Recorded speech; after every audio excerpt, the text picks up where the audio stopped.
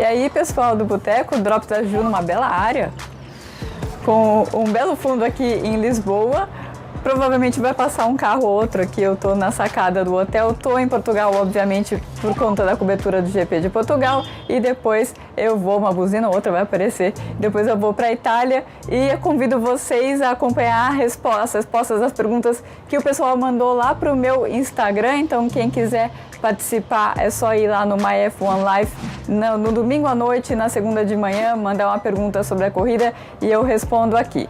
Vou responder então as perguntas do GP de Portugal, combinado?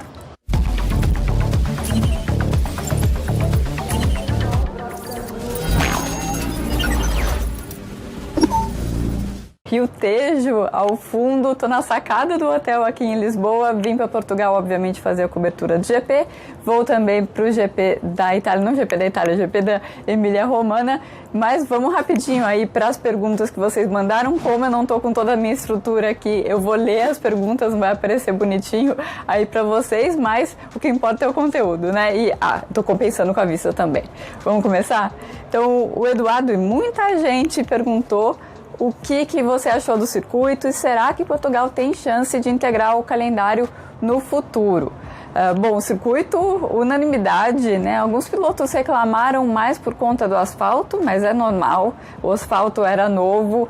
Como em Silverstone faz uns 2 anos eles reclamaram muito do asfalto também, porque não deu para maturar ainda o asfalto, então a pista é espetacular, sem sombra de dúvida. Houve alguns problemas, sim, até seria estranho se não houvesse problemas, né?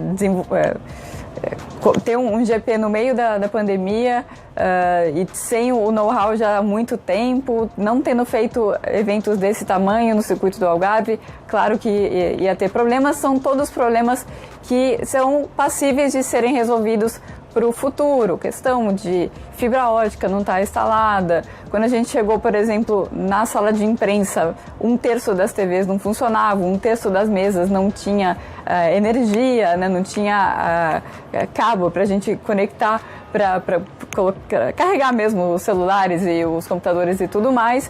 E a gente estava ali em só 20, 30 jornalistas, né? Então, no tamanho da Fórmula 1 mesmo, o circuito do Algarve vai ter que dar uma atualizada, o que é completamente normal. O problema é que quem vai fazer para entrar no calendário, né? Porque todas essas corridas que estão entrando como reposição, elas estão entrando no lugar de provas cujos contratos seguem valendo. Os contratos, na verdade, eles só foram estendidos por mais um ano. Então, o calendário da Fórmula 1 já está bastante inchado.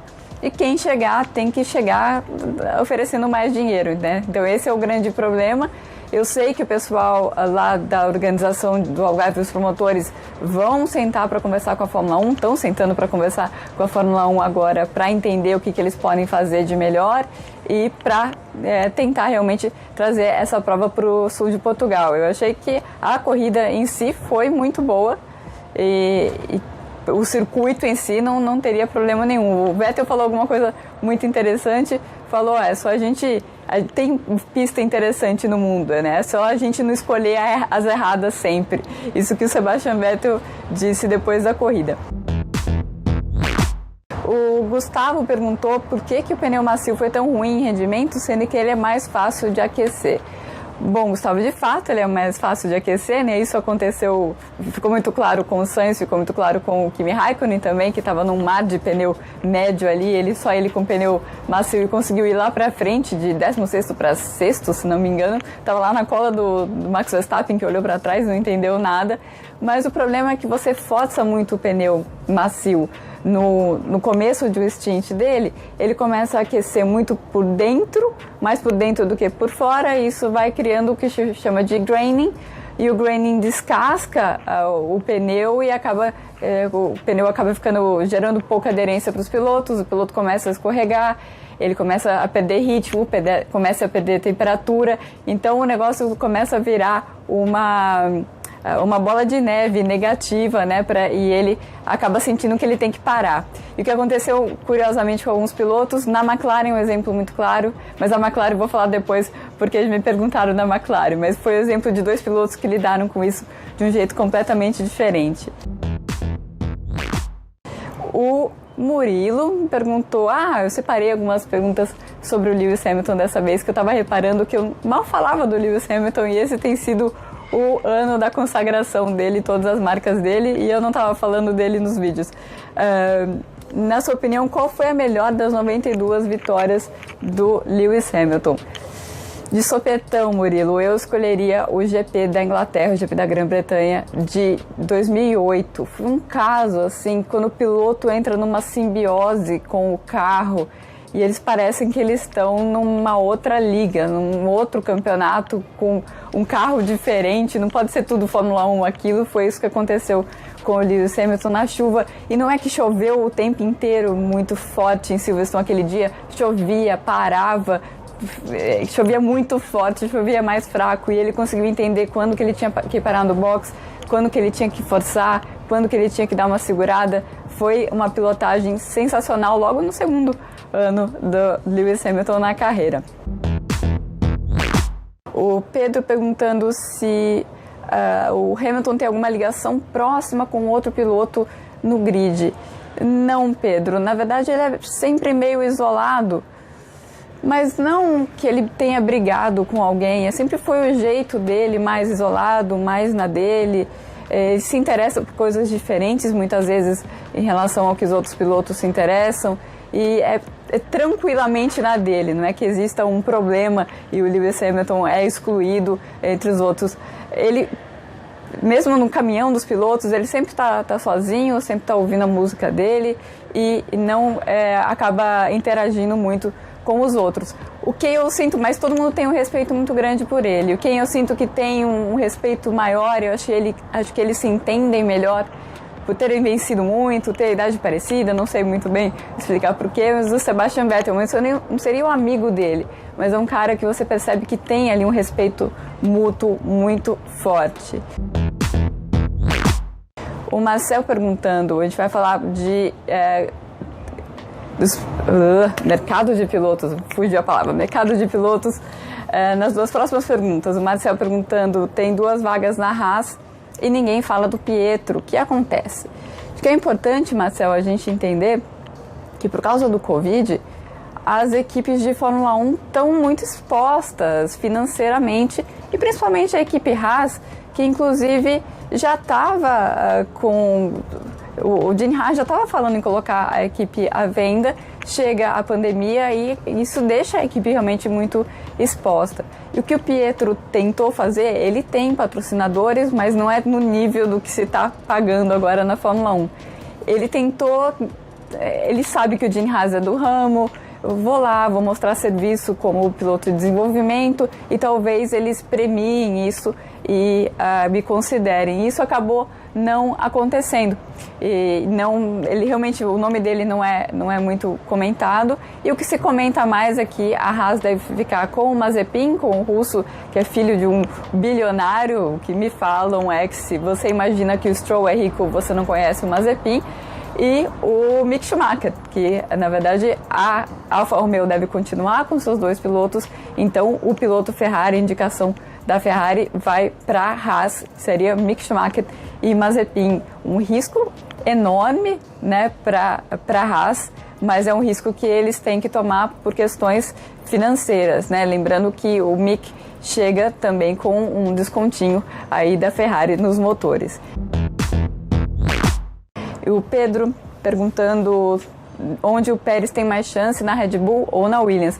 É uma pergunta, né, Pedro, que se a gente tivesse, eu não sei, um mês, ia ser uma loucura, né, perguntar disso, né, essa pergunta sobre Pérez, onde que ele vai, né, para Williams ou para Red Bull.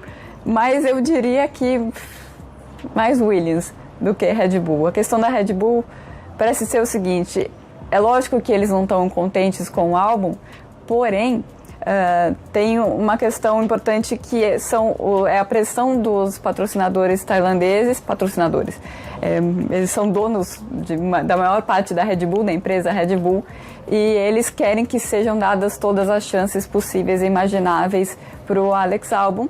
Então ele não está indo bem, não foi bem de novo, teve graining no pneu e atrapalhou toda a estratégia dele, mas a Red Bull vai ter que esperar até o final do ano, e o Pérez já deu indicativos que ele prefere não esperar.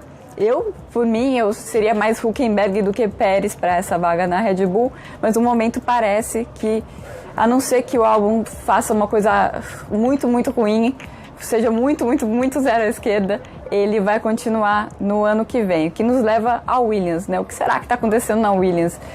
O Pérez foi lá fazer uma sondagem, falar com os novos donos o que vocês querem, e os novos donos parecem estar interessados na experiência, né? Até pensando em 2022, na experiência, e também em alguém que tenha mais abertura em outros mercados.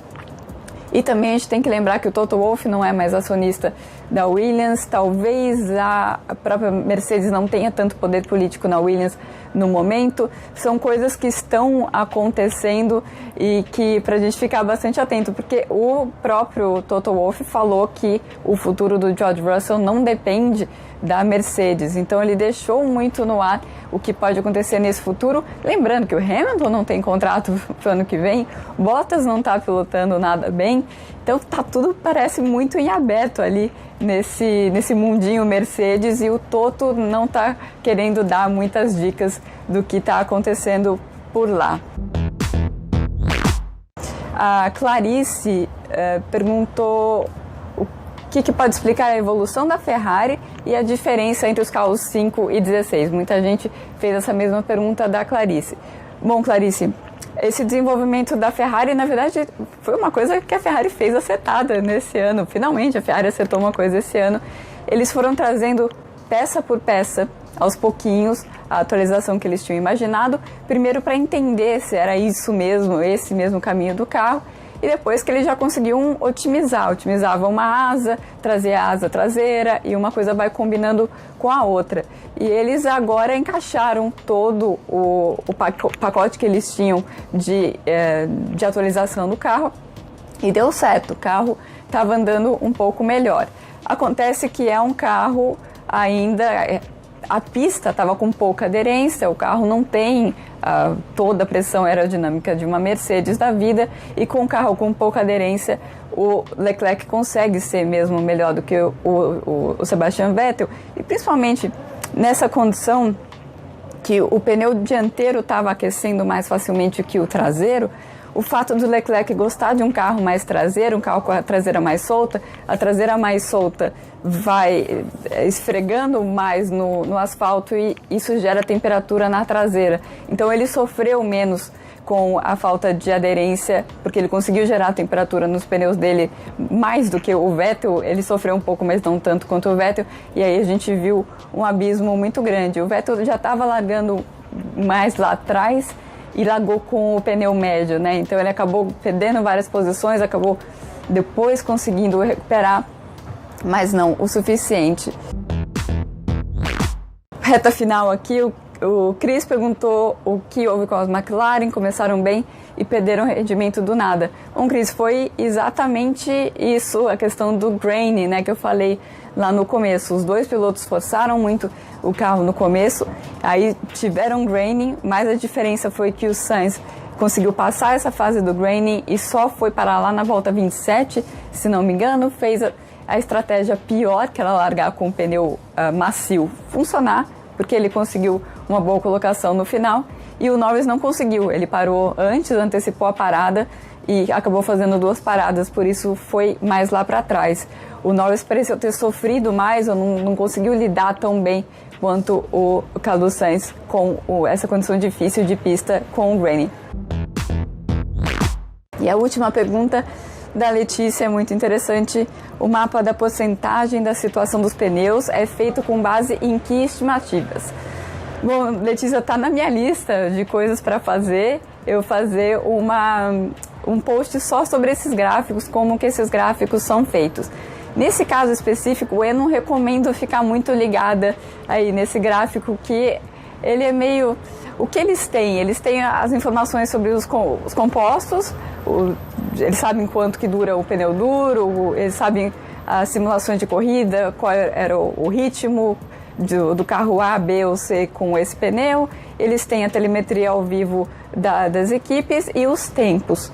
não é o suficiente para você dizer o quanto de borracha falta no pneu, o quanto de performance falta no pneu. Por isso que esses números, eles são um pouco estranhos, e também a vida útil do pneu, ela não é linear. Então, o pneu pode estar com 30% e acabar na volta seguinte. Isso pode acontecer com o pneu, depende de outras coisas que não estão naquele gráfico. Então, aquele gráfico especificamente, eu recomendo não tomar como regra. Aí, tem outros gráficos melhorzinhos, a Fórmula 1 está investindo muito nessa área de gráficos. Bom, gente, vou ficando por aqui. No final de semana que vem, não, na segunda-feira que vem, tem mais um Ju Responde em Imola. Não posso prometer uma vista dessa, mas eu vou tentar, tá, gente?